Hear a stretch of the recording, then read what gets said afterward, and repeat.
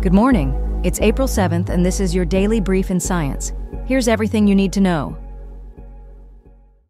A significant breakthrough in personalized immunotherapy for gastrointestinal cancers has emerged from the National Institutes of Health.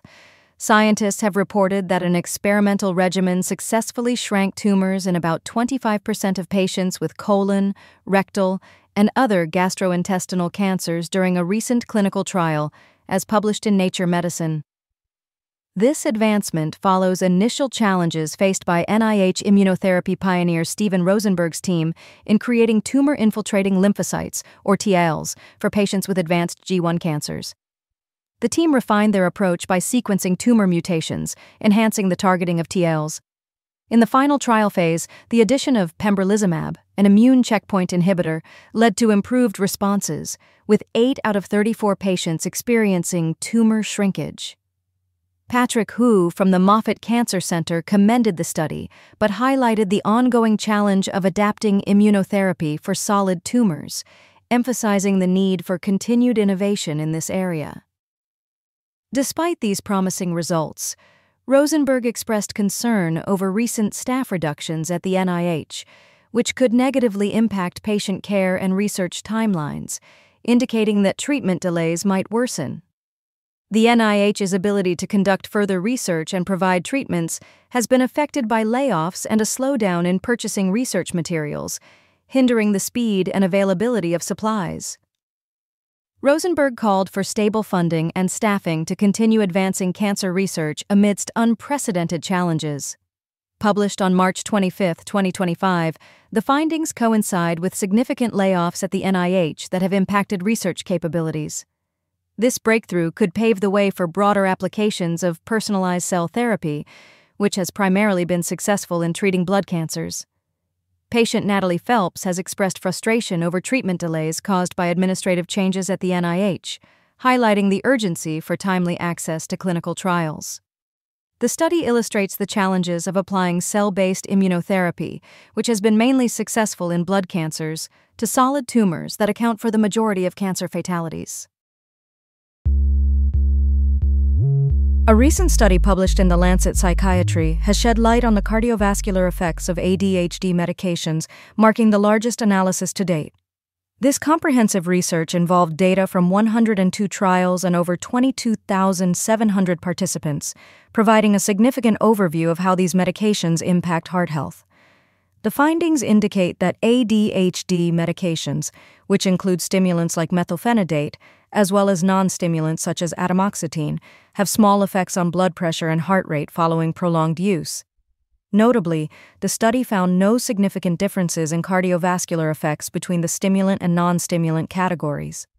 Despite these insights, the authors stressed the necessity for long-term, real-world studies to complement their findings, as the randomized trials typically have shorter durations. Professor Samuele Cortese highlighted that while average findings are informative, there could be individuals at higher risk for notable cardiovascular changes, underscoring the need for future precision medicine initiatives. In response to these findings, Dr. Ulrich Müller-Sedgwick emphasized the importance of developing improved guidelines for adjusting or discontinuing ADHD medication based on cardiovascular health. Patients with pre-existing heart conditions are particularly advised to seek consultation with cardiologists regarding potential side effects before starting treatment.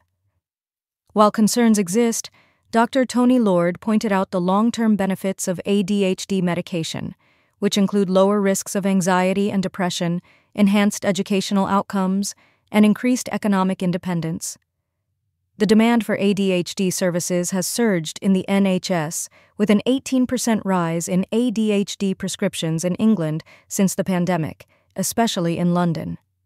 Currently, it is estimated that approximately 3 to 4% of adults and 5% of children in the UK have ADHD, a condition characterized by impulsiveness and difficulty focusing, with around 45% of affected children receiving medication. Professor Cortese reassured that the risk-benefit ratio for ADHD drugs remains favorable, emphasizing their effectiveness in reducing mortality risk and improving academic performance. The research team plans to further investigate whether certain groups may be more vulnerable to cardiovascular side effects from these medications. Researchers at La Trobe University have made a significant discovery regarding enteropathogenic E. coli, or EPEC, bacteria.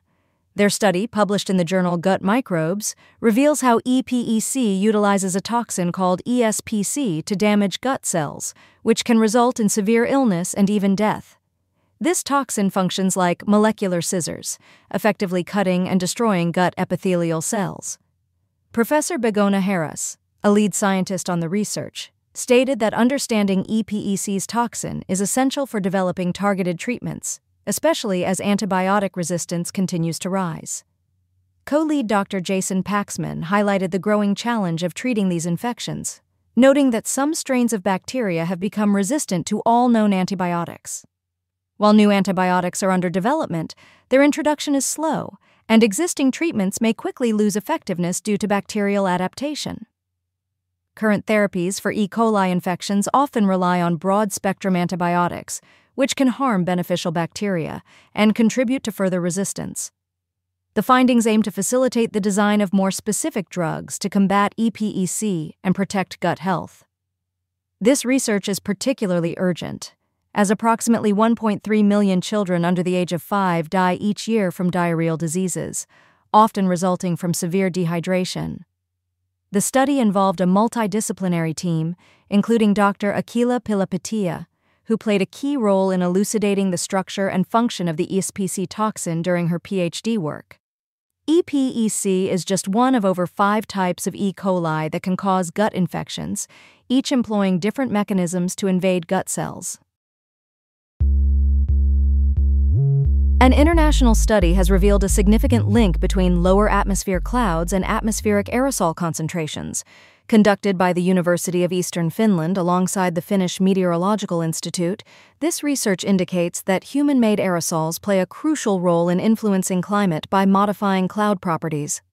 Published in the journal Nature Geoscience on April 3, 2025, the findings suggest that these aerosols may mask the true extent of climate warming. Research professor Sami Romakaniemi emphasized the importance of refining climate models to accurately predict the impacts of various emission scenarios on future climate change. He noted that the study's insights will contribute to the development of more precise climate models for forecasting future climate impacts. The research reflects a collaborative effort among several European institutions, highlighting the necessity for high-quality, long-term measurements in climate science. Due to the variability of cloud properties, the need for long-term observational data on aerosols in clouds is essential for assessing their interactions accurately.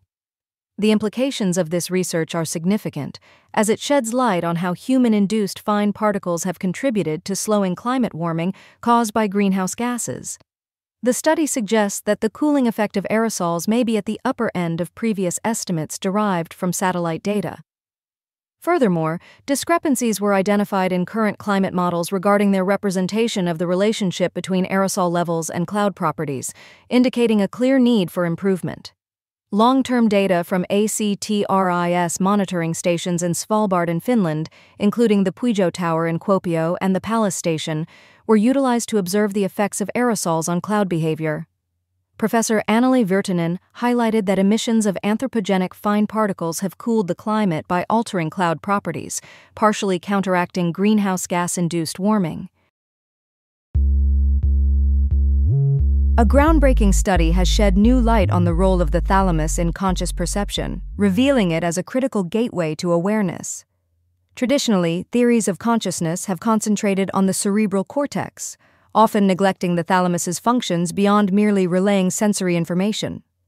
To explore the thalamus's impact on consciousness, researchers conducted direct intracranial brain recordings from 5 patients with chronic headaches, who had electrodes implanted in their brains for therapeutic purposes. During the study, these participants engaged in a visual task, responding to an icon that appeared on a screen, which they noticed only about half the time. This setup allowed researchers to measure neural signals related to conscious awareness. The findings from this research significantly advance our understanding of the neural basis of consciousness, a long-standing challenge in neuroscience. The study revealed that deep brain structures, including the thalamus, activate during conscious perception, offering valuable insights into how the brain regulates consciousness. Notably, this research marks the first instance of simultaneous recordings from multiple brain regions, including both the thalamus and cortex, during a relevant task. Results indicated that the intralaminar and medial thalamic nuclei demonstrated earlier and stronger activity related to consciousness compared to the ventral thalamic nuclei and the prefrontal cortex. Specific higher-order thalamic regions were found to synchronize with the prefrontal cortex during conscious perception, underscoring their significance. Liad Mudrik, a neuroscientist at Tel Aviv University, acknowledged the skepticism surrounding consciousness studies due to the complexities of examining this phenomenon. Meanwhile, Christopher White, a systems neuroscientist from the University of Sydney, commended the study for its innovative approach in analyzing the timing of neural activity across different brain regions. This has been your daily brief in science. To read more about these stories, follow the links in the episode bio. You can also subscribe to these updates via email at www.brief.news. For more daily podcasts about the topics you love, visit brief.news/podcasts. Tune in tomorrow. We'll be back with everything you need to know.